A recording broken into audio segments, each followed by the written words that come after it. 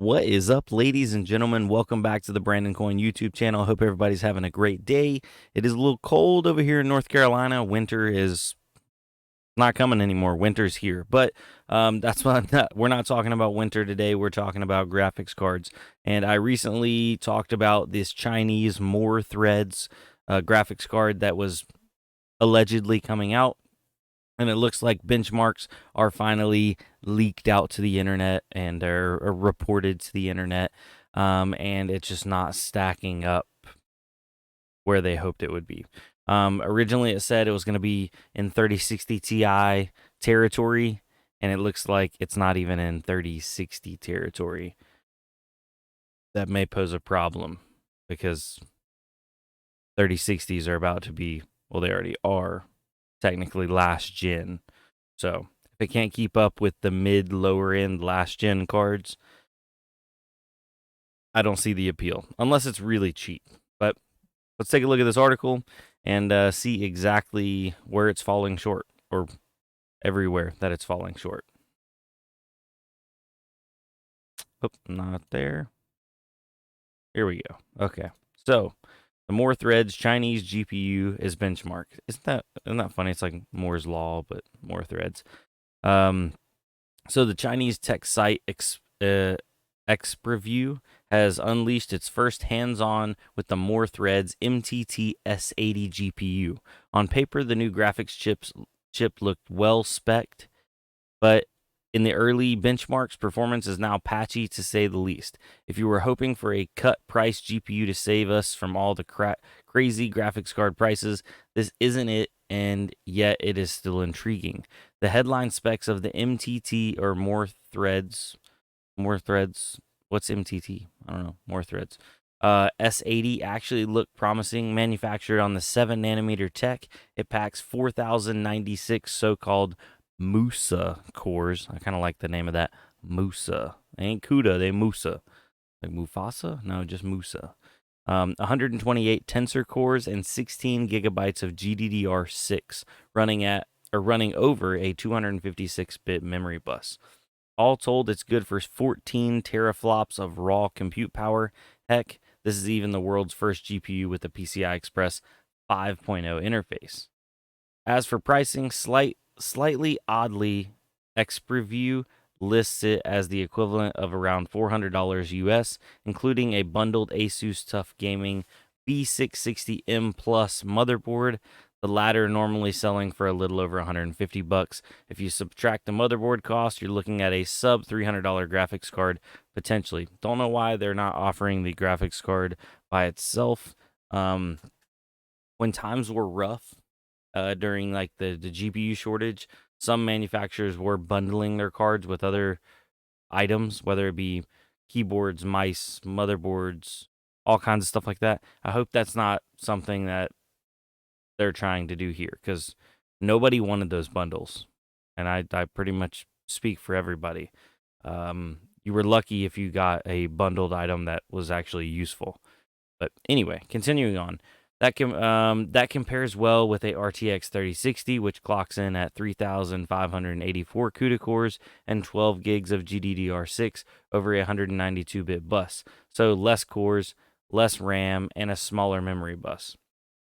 But the 3060 sells for over 350 bucks. Of course, core counts can't usefully be compared across vendors. However, the RTX 3060 is only good for 12.7 teraflops, so the Chinese chip offers superior theoretical shader power. Intriguing. I like the writing here. It looks like More Threads was founded by the former global VP and China GM of NVIDIA, Zhang Jinzhong. I'm probably butchered that, along with a group of ex-NVIDIA employees, plus others from Microsoft, Intel, and AMD. The company also reportedly raised nearly $300 million in investment funding last year. So this is a big deal. This ain't no back alley, boys. It looks like the design of the MTT S80 PCB looks plausible. So this new chip walks like a gaming GPU. It talks like a gaming GPU. Might actually game like a gaming GPU, thereby offering an alternative to all those painfully pricey AMD and NVIDIA graphics cards. Apparently not. XPreview hasn't exactly gone to town with the comparative numbers. In the ancient 3D Mark 06 DX9 benchmark, the MTT S80 gets spanked by the RTX 3060. Why a DirectX 9 benchmark? Why are we looking at that? Um, the latter being over 150% faster at both 1080p and 4K. In slightly more current Unity Valley 1.0 test, the results aren't much better. At 1080p, the RTX 3060 is 100% faster. That climbs to over 200% faster at 4K. Wow. Now, obviously, I don't think their drivers are up to snuff exactly on this new stuff. I hope they're not up to snuff because I hope a 3060 is not 100% faster than the MTT S80. If it is, the poor S80 just doesn't have a prayer at around or even close to $300 price point. I mean, it should be like closer to the like 100 and something dollar price point. So yeah, that kind of stinks. Moreover, the MTT S80 also looked decent in tests of narrow synthetic performance, such as fill rate, all of which makes it rather reminiscent of Intel's disappointing ARC graphics. The hardware looks okay, but the software and drivers are a bit of a bummer.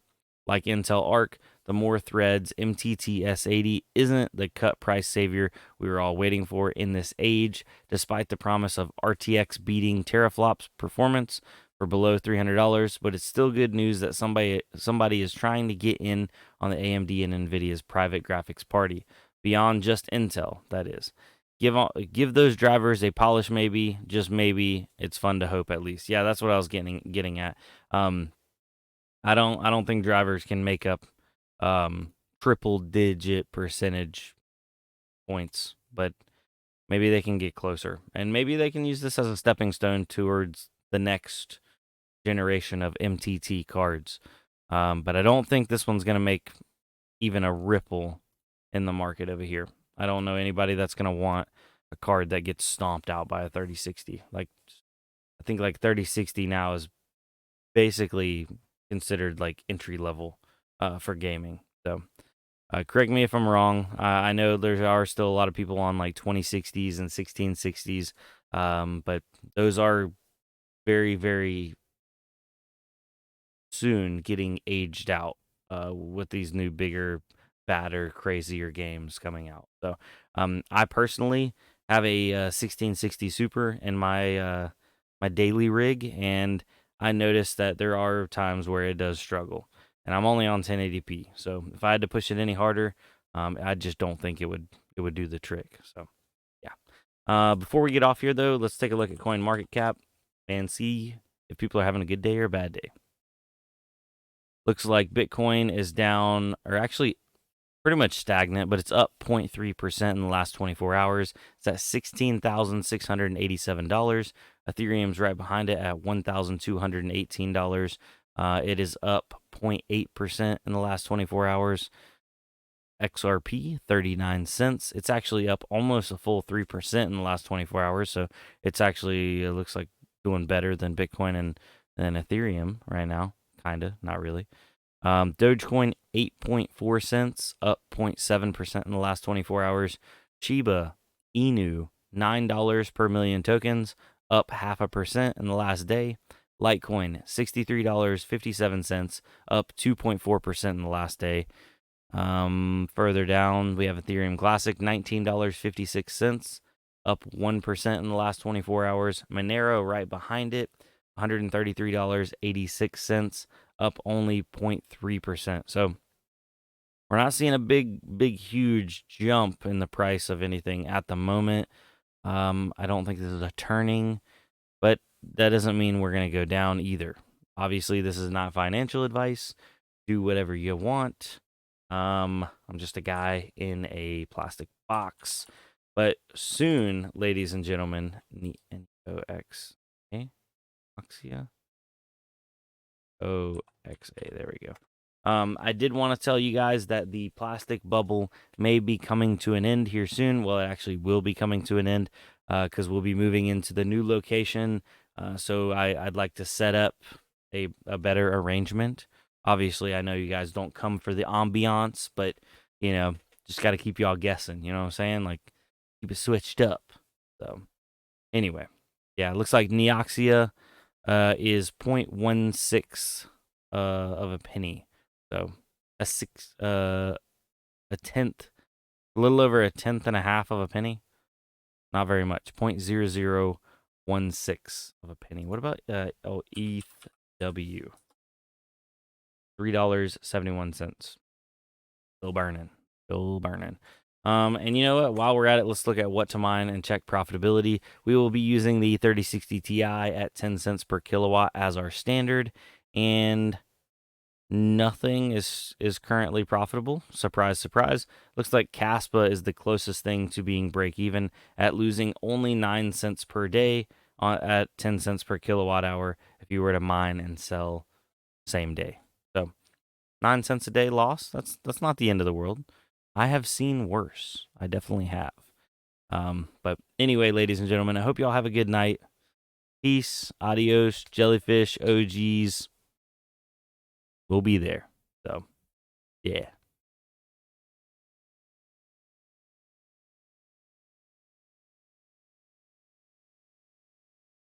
All right. Now, I felt like I needed to address some things, and there's a couple people that have commented, and they've been very, very attentive, and they're like, "Man, you just need to quit mining. You need to quit making videos. It's over. Mining's dead. Mining's dead."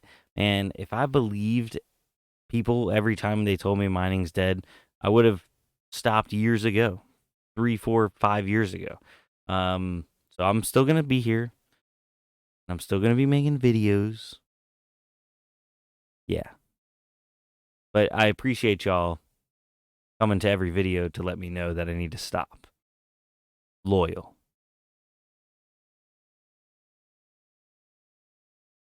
All right, for real.